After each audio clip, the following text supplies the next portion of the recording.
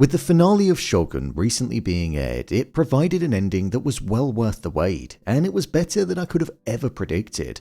With the novel, the 80s miniseries, and this show all kind of finishing off at a similar point in time, it got me wanting to look into the real historical figures more and work out what happened following where we left this show at. Obviously, we had the flash forward which showed us the Battle of Sekigahara, but what was the outcome of it? What happened to the victor, the loser, and many of the characters that remained in Edo and Osaka? Well, I thought I'd answer exactly that. So let's get into it. Here are the historical events that happened after Shogun. Just to let you know, this video will contain spoilers. The Battle of Sekigahara and Ishido's fate.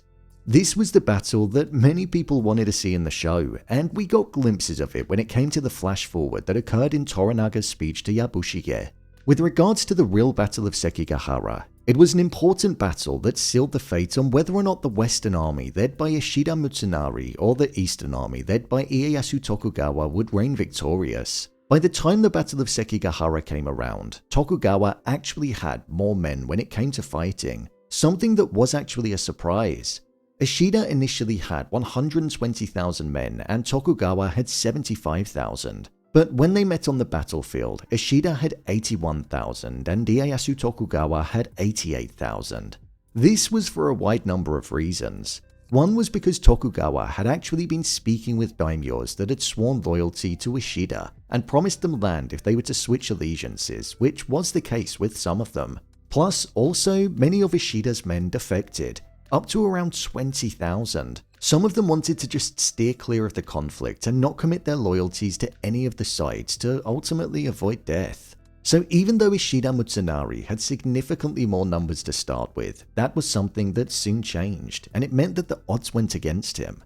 Ieyasu Tokugawa and the Eastern Army reigned supreme when it came to the Battle of Sekigahara, as they destroyed the defensive position that Ishida had set his army up in, and many of the daimyos changing sides went against Ishida. This meant that he had to retreat as it changed the tides of the battle. The fall of the Western Army came when Ishida realized that he pretty much had no more support, and Ishida himself fled the battlefield. After fleeing, he was found by some villagers nearby and was executed in Kyoto. Afterwards, his head was displayed publicly for everybody in Kyoto to see. Ishida Mitsunari wasn't remembered that well in the history books. However, time is something that has served the historical figure well, as it is said that if people had have stayed loyal to him and not been so quick to switch sides, then he may have actually had a chance of being victorious on the battlefield, and that could have changed history completely. But for him, it just wasn't meant to be. What happened to the real-life John Blackthorne post-Shogun? With regards to John Blackthorne, the real-life historical figure was William Adams, and where we left him in the show, he was ordered to help build Japan's first Western-style ship, and that was something that was actually completed, and it was built to the size of being about 80 tons. It was then the next year where Adams was then tasked with building an even larger ship, which was 120 tons. With regards to the other crew members that William arrived in Japan with, many of them were allowed to eventually leave Japan, and in the year 1605, most of them did choose to do so. After the shogun had grown to trust William Adams, he eventually appointed him as a diplomatic and trade advisor, and he became his personal advisor for all things that were connected to the Western world. William Adams even became the official interpreter, showing that he learned the language, embraced the culture, and was viewed completely differently to how he was when he first arrived. He was no longer the barbarian.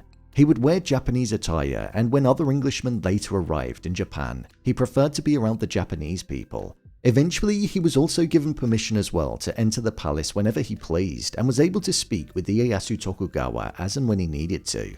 Even though Tokugawa respected Adams, he didn't actually ever allow him to leave the country like many of the other crew members were given permission to do. Even though William wasn't allowed to leave, he still sent payments back to his wife back home in England. I felt this showed a particularly interesting side to the figure, as that's something that he didn't need to do, but he did choose to do so. Even though he had a wife and children back home in England, he did eventually go on to marry somebody else in Japan, where he had a further 2 children, a son and a daughter. In the letters that William wrote, he mentioned how he respected and cared a lot for the people of Japan and their civilization. One of the first lines that Blackthorne said in the show when he arrived in Japan was that he referred to the people as savages. But within the show, that mindset changed and he grew to respect and understand them. so it makes sense as to why we saw that shift in the character. As well as the relationship building that William did with Tokugawa, he also contributed to the development and establishment of trading rights and passes which connected to other nations. So William Adams was an important figure in the Tokugawa shogunate. William Adams died north of Nagasaki on the 16th of May 1620 at 55 years old. What happened to Toranaga, Tokugawa? One interesting thing that occurred with Tokugawa is the siege of Osaka Castle that Tokugawa led. He planned on taking over Osaka Castle, which contained the real-life Lady Ochiba no Kata and the heir to the former Taiko.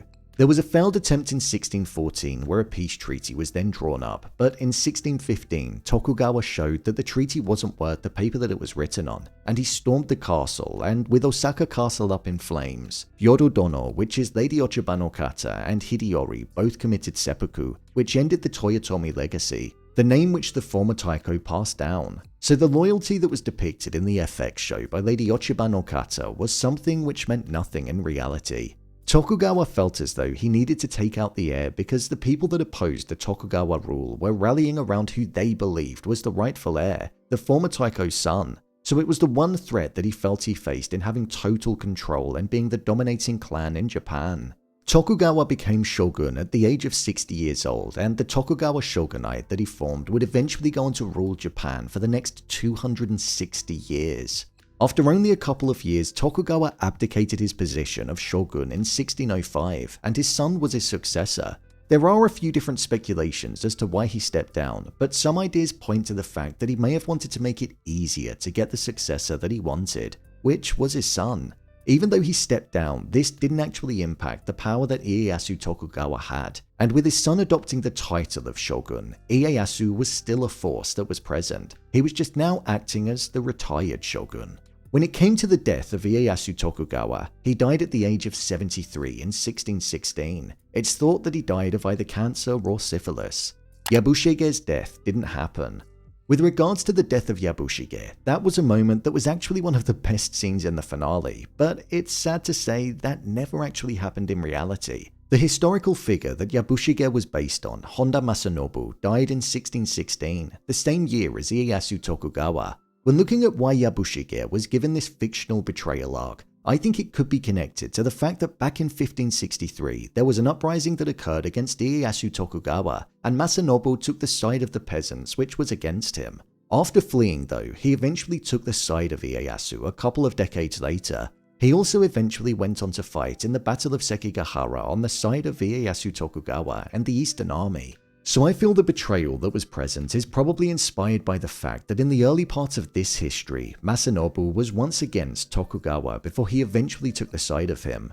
With the ending of Shogun, it didn't provide closure or clarity in the traditional sense because it wasn't centered around giving us that final chapter. It was all about us seeing inside of Toranaga's mind and everything that he was doing in order to eventually become Shogun. Shogun wasn't the end game, it was merely the beginning, hence why we never saw him become it. Tokugawa had a long reign as shogun and retired shogun, and formed a clan that spanned a quarter of a millennia, which is incredible when you think about it. These fictional characters that we saw being depicted on screen over the course of a couple of months were real people in history, and I'd urge you all to try and learn a bit more about them because their stories are so interesting to read about. And after watching the show, I think you gain a newfound appreciation for them, the time period, and who they were.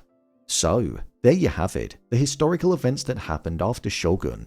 If you want to see more videos on Shogun, then click on the card in the top corner. I've broken down every episode in the show and also delved into the historical figures one by one. So if you want to see more videos on the show, then head over to the channel. What did you think of Shogun? Let me know your thoughts in the comments below. As always, thanks for tuning into the video and I'll see you in the next one.